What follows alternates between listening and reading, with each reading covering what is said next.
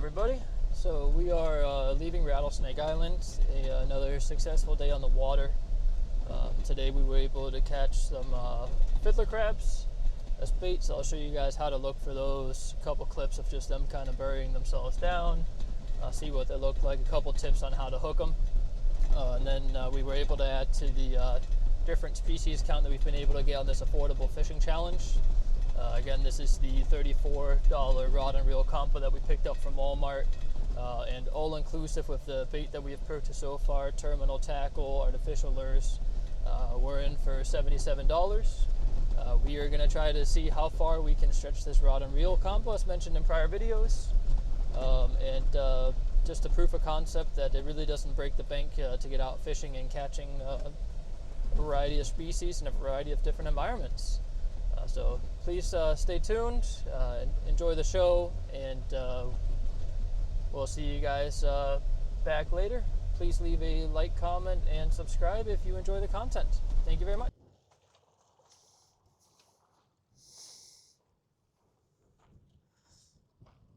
Hey everybody, welcome back to Catching Outdoors. My name is Matt. Today we are at Rattlesnake Island. We are fishing with the leftover shrimp from the last video where we did a little bit of beach fishing, as well as what's it called, coming up here to fish further back into the mangroves, as you can see back there. We do have the hurricane blowing in, so it's a little bit rougher. It's still fishing an incoming tide as well, so hopefully all the bait fish are getting pushed in here, but we will kind of see what it brings. I'll probably look to retie what we currently have on. It's the 3/8 X anchor on a knocker rig. I think I want to go with a bobber on it with a little bit of a split shot just to hold it. This has in the past been a good spot for some spotted sea trout. So that's kind of what I'm hoping that we might be able to get on a couple of today, but we'll see how it goes.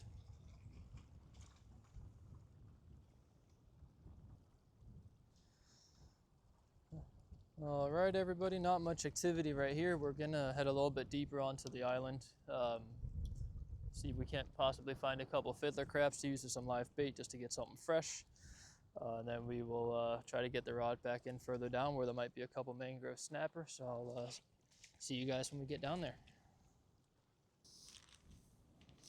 All right, guys, so we just stopped here for a bit. As you can see, there's a bunch of fiddler crab activity. We're going to see if we can't get a couple of them as they come up from their little holes. So you can see all the air bubbles come up. There's a hole right here, so we know there's a fiddler crab sitting in it. So you can see the tide's still coming in, so we got to be on top of them a little bit early. So there's one sitting right there. So there you go, there's a little fiddler. See if we can't get him in our bag. And see if we can't get a couple extras just before the tide submerges all of these guys. So it's a matter of getting them as they're coming up out of the holes, because they actually go quite deep. Oh, there's a big one right here. There you go, look at that guy. Nice big fiddler crab.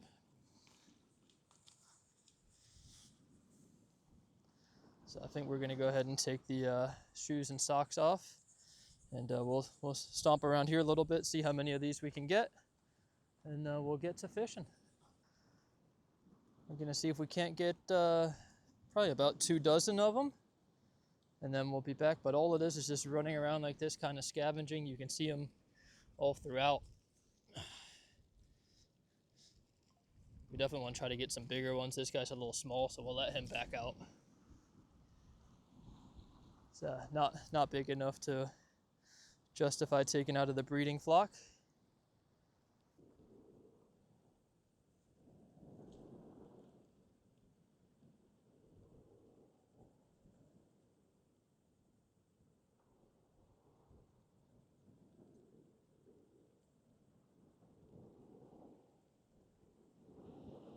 He's actually slowly covering his hole back up.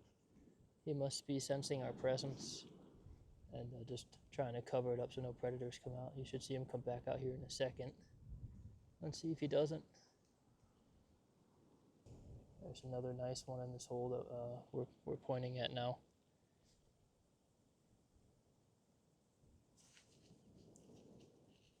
Got him.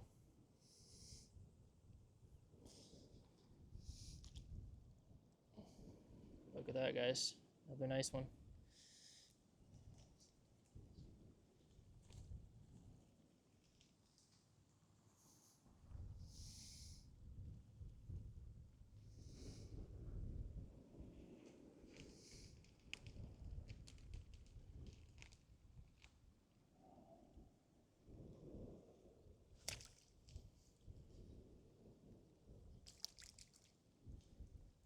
Look at that.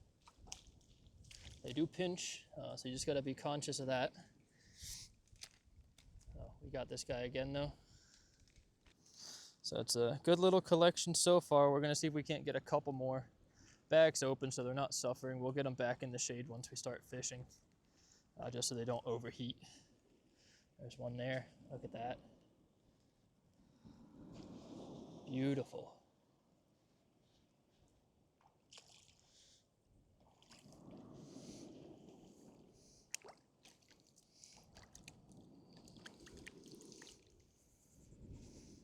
Look at that. This guy's definitely lost his big claw, which actually makes him slightly better bait because all the fish aren't going to be intimidated by that claw, so it makes it a little bit easier. No defense mechanism. They don't get deterred by him trying to defend himself. Oh, there's a nice big one.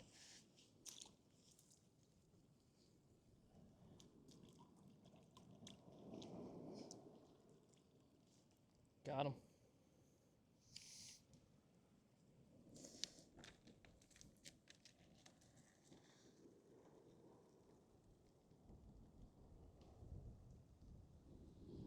Well, I'd call that a pretty big success in terms of getting fiddler crabs. We probably have about 10 to 12 in here, so we'll call it a dozen. Let's go ahead and get some lines in the water, and I'll catch up with you guys when we're fishing. All right, guys, so with fiddler crabs, there's a couple different hooking techniques. Hope to get most of this on camera. This is a bit of a smaller hook. A lot of guys like to actually go through the back of the body like that. So we'll see if we can do it that way. The hook sticks out the backside.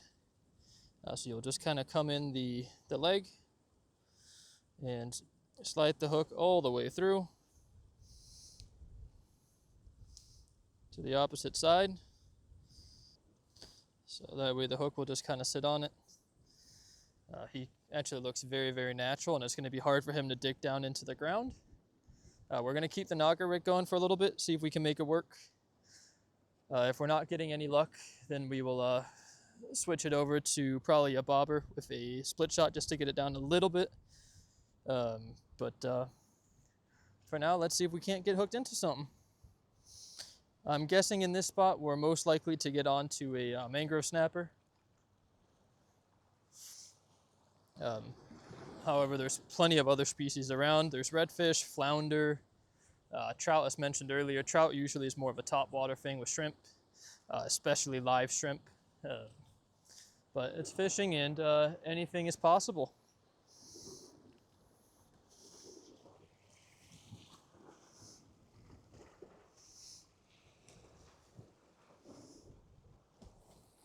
We're just going to cast down with the current. That way the knocker rig will have its full effect of letting the bait go out a little bit behind it while keeping it towards the bottom. So we've lost the bait. I don't know if it was part of casting it out, part of reeling. With the heavy current, it is getting beat around down there. So there's it's going to be a little bit hard to tell if we get a strike. But that's the beauty of a circle hook. It should usually set itself once there's tension on that line. As you can see, it's also just barely offset. So that means if it starts to hook and get some tension, it'll naturally just hook into the corner of the fish's mouth,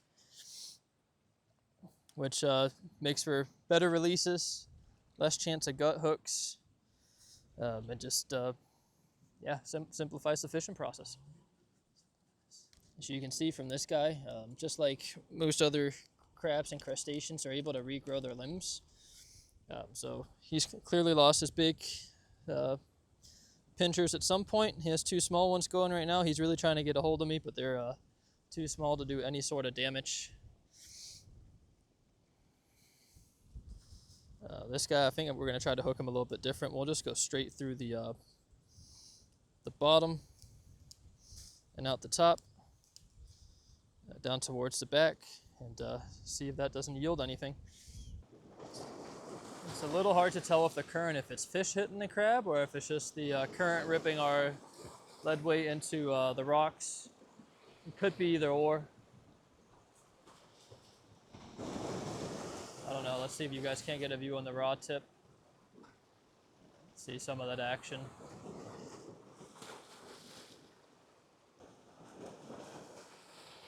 And we've officially lost the bait, so let's go back, get some fresh stuff on there, and give it another shot. I think we're gonna just try a shrimp just to switch it up in this location. See if anything changes.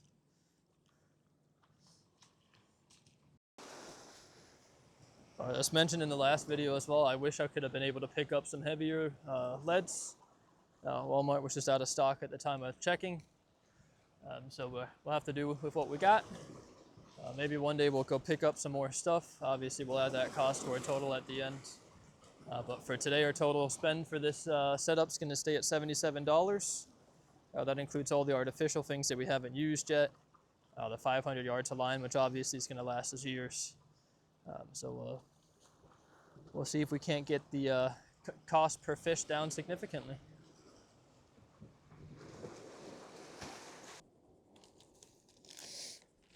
Let's go back to the crabs. See if we can't find another decent sized one. Those slim pickings on the big ones today, so it's a lot of smaller stuff. But the smaller the bait, the more possibilities of different species of fish. That's the one upside to it.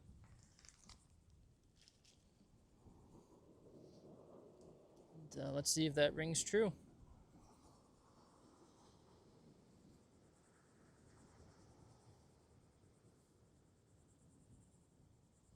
Oh, this one actually has a bunch of eggs, so apologize. I saw that a little bit too late. We're gonna see if that can't entice some other fish to strike on it. With sand fleas, at least, usually if you get one with eggs compared to one with no eggs, you're gonna have a slightly higher hookup ratio.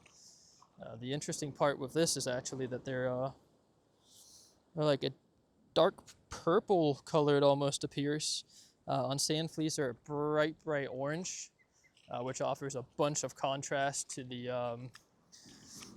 obviously the shell color of the actual sand flea. And I think that contrast is what usually does it in terms of enticing fish in. But let's see if there's any luck with trying a fiddler crab with some eggs on it.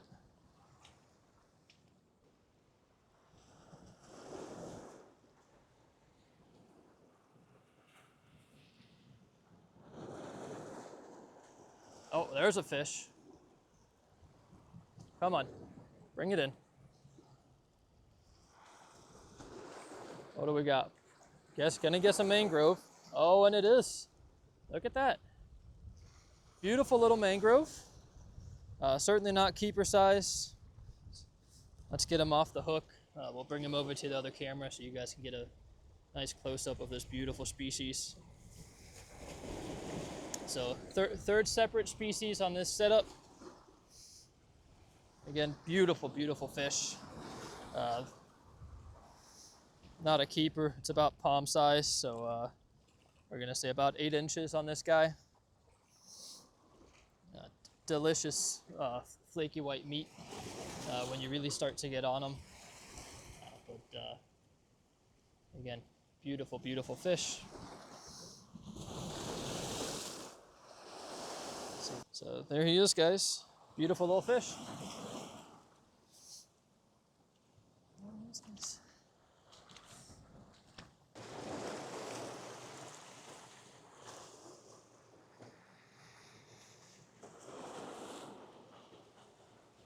Let's go ahead and reel in, check the bait.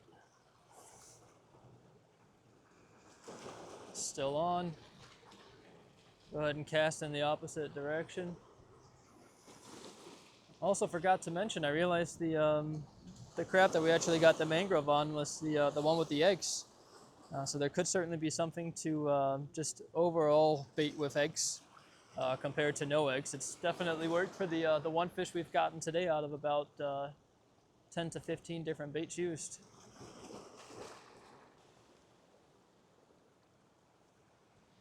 All right, he's still intact.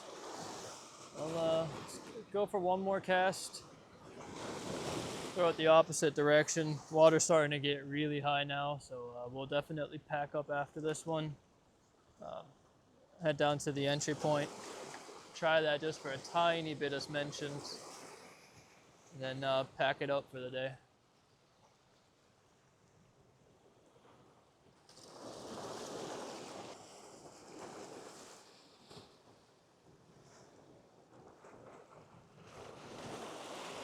Yep, bait's gone.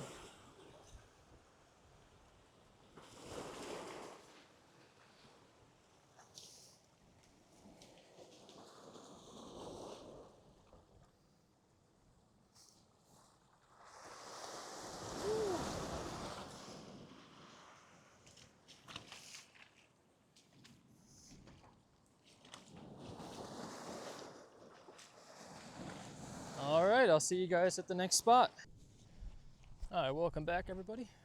We are now a little bit further back into Rattlesnake Island, closer to the entry. We're gonna go ahead and get retied here, get a little bobber action going, get the freight line off of the reel. That hook is just gonna go directly onto our line. We're gonna start without a split shot just to see, and then we can always stick one on as need be. We're just going to use a standard uni knot. Since it's significantly lighter line, we'll go ahead and do about 7 to 8 twists.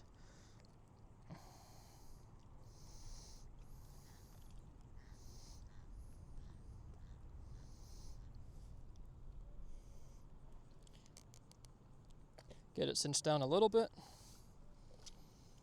of fluid on it, and then tighten it down.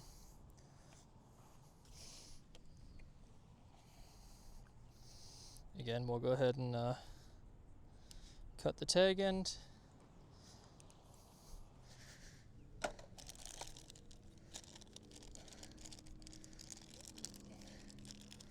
Get one of the bobbers out.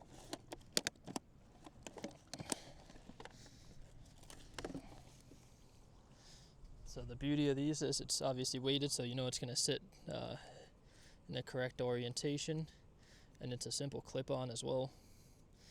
So you're actually able to slide it up and down, don't have to worry about, so it's easy to take off as well if you don't want to continue using it. If you decide to switch up tactics, it's as simple as just getting that spring in.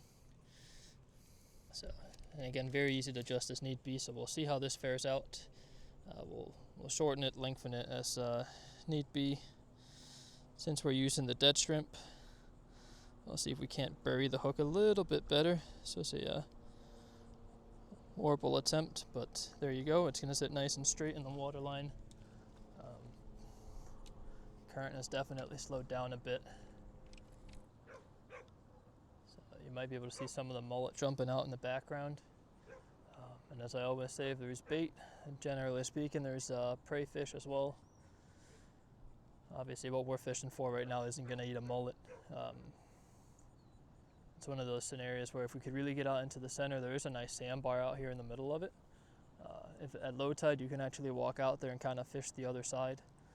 And if you're able to do that with a little paddle tail, you could get some good success.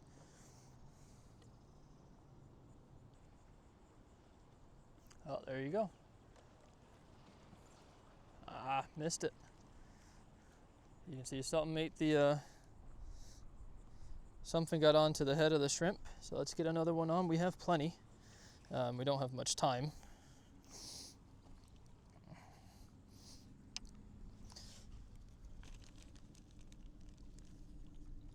So I'd rather try to be as natural as possible, knowing that we are fishing dead shrimp.